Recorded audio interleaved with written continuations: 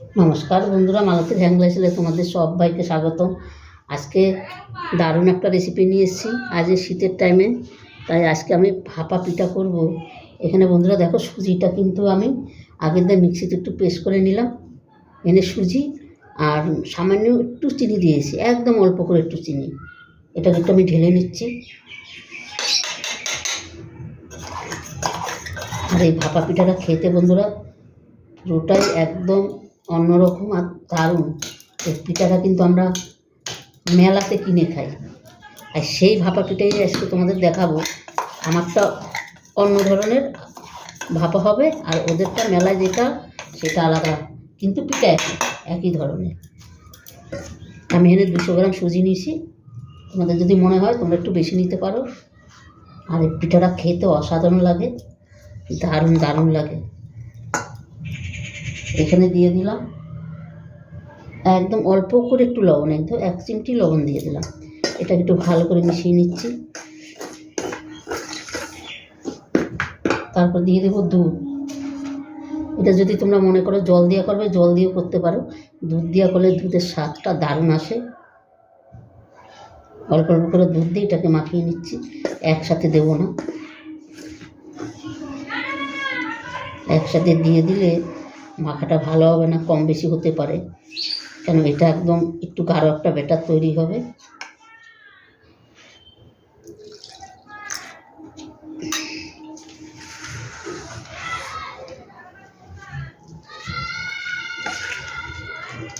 আর এখন শীতের দিনে বন্ধুরা, এখনই তো পিঠে খেতে হবে নানান রকম ধরনের, তাই তোমরা এইভাবে বানিয়ে খেয়ে দেখবে, দারুণ লাগে কিন্তু। আর এটা কিন্তু অল্প সময়ের মধ্যেই হয়ে যায়।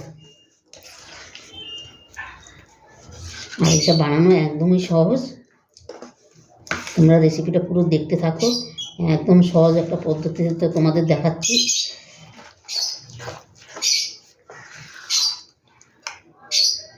আর একটু দুধ দেবো। এটা কিন্তু আমি দুধটা ভালো করে জাল দিয়ে রেখে দিয়েছি, আর এটা কিন্তু একদমই হালকা গরম আছে।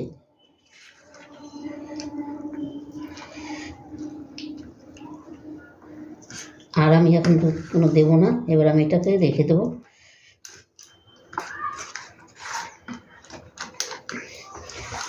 এই দেখো, এটা এখন এইরকম ধরনের রইলো। এরপরে এটা কিন্তু আরও সুজি তো একটু গাঢ় হয়ে যাবে। এটাকে আমি ঢাকা দিয়ে 5 মিনিট রেখে দিচ্ছি। 5 মিনিট বাদে ঘুরে আসছি। আর তোমরা পুরো ভিডিওটা দেখতে থাকো, দারুণ লাগবে কিন্তু। বন্ধুরা দেখো, 10 মিনিট বাদে কিন্তু আমি ফিরে আসলাম। আর আমার ব্যাটারটা দেখো আগের দিয়ে একটু গাঢ় হয়ে গেছে।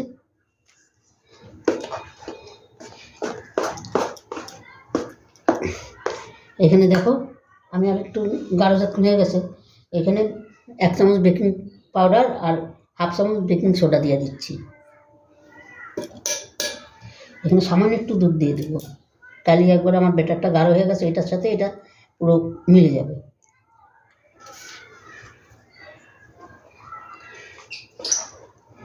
আর বন্ধুরা, এটা যখন দিয়ে দেবে ওই বেকিং পাউডার বেকিং সোডা, তখন কিন্তু আর বেশি সময় রাখা যাবে না।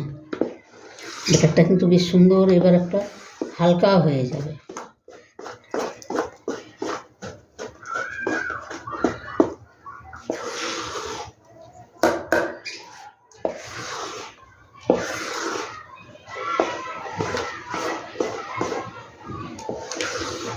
দেখো খুব সুন্দর একবার হালকা একটা ব্যাটার তৈরি হয়ে গেল।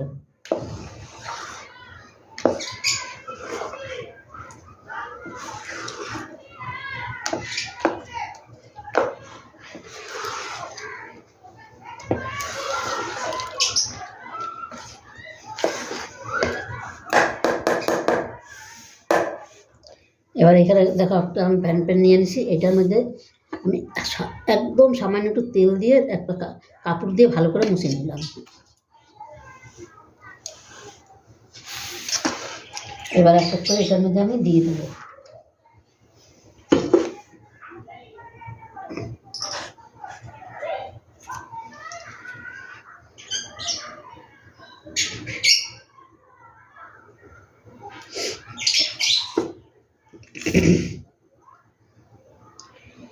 গাঢ়টা কীরকম হয়েছে দেখেছো? ঠিক এরকমভাবেই কিন্তু করতে হবে।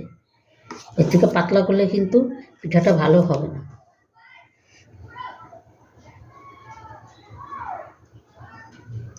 তোমরা দেখতে থাকো বন্ধুরা, দারুণ একটা রেসিপি। বন্ধুরা সবকটাই কিন্তু আবার দেওয়া হয়ে গেছে। এবার যে পুরটা আমি তৈরি করে রেখেছি সেই পুরটা এবার দিয়ে দেবো। এই আমি অল্প করে একটু পুর নিলাম, নিয়ে এই দেখো এইভাবে আমি সরিয়ে এটা ভিতরে আমি দিয়ে দেবো।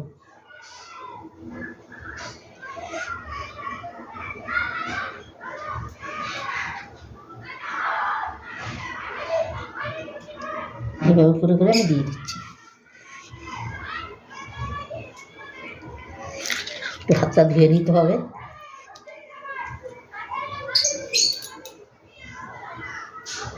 এই আবারও একইভাবে আমি দিয়ে দেবো।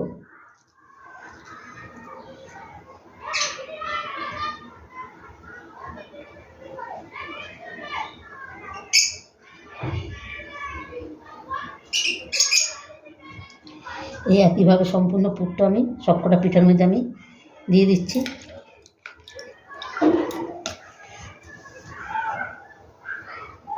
ওদিকে কিন্তু জলটাও আমার গরম হয়ে গেছে।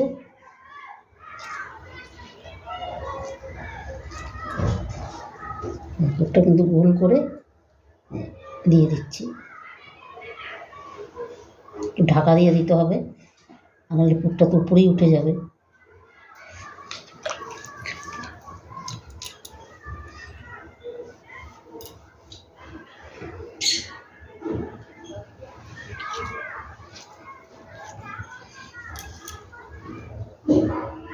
সব কটার মধ্যে এই একইভাবে দিয়ে দেবো। চামচ দিয়েও ঢাকাটা দিয়ে দিতে পারো, কিন্তু হাত দিয়ে দিয়ে দিচ্ছি, চটপট হয়ে যাবে।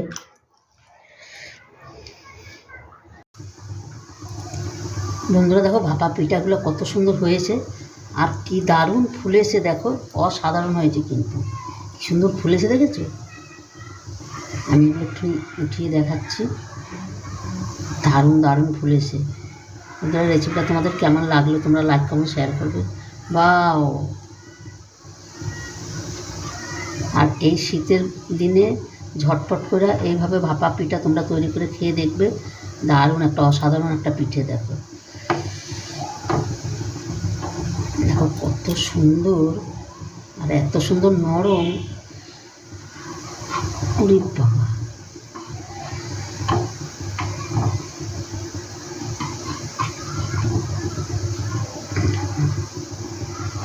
বন্ধুরা রেসিপিটা ভালো লাগলে তোমরা লাইক কমেন্ট শেয়ার করবে, বেশি বেশি করে শেয়ার করবে। আমার ইউটিউবে নতুন বন্ধু থাকলে প্লিজ প্লিজ আমার চ্যানেলটা একটা সাবস্ক্রাইবার করে দিবে। তোমাদের একটা লাইক একটা শেয়ারে কিন্তু আমাদের অনেক দূর আগিয়ে নিয়ে যায়।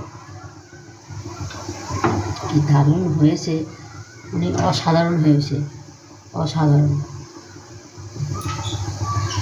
এটা আমি নামিয়ে দিচ্ছি, আমার হয়ে গেছে।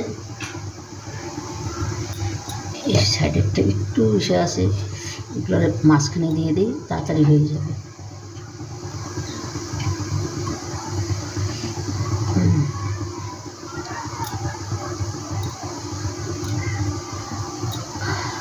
একদমই কড়া, একদমই কোনো ঝামেলা নাই, ঝামেলা ছাড়া এই ভাপা পিঠাটা অসাধারণ খেতে। আর দেখো ওই যে পুরটা দিয়েছি, পুরটাও দেখা যাচ্ছে কত সুন্দর। আর এই শীতের দিনে যখন তখন এইভাবে যে কোনো পিঠা তৈরি করে খেতে পারবে, কোনো ঝামেলা ছাড়াই পিঠা তৈরি হয়ে যাবে।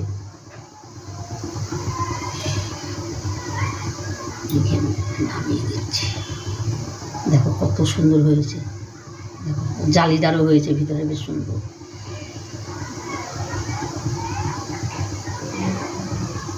এটা একটু পরে নামাচ্ছি।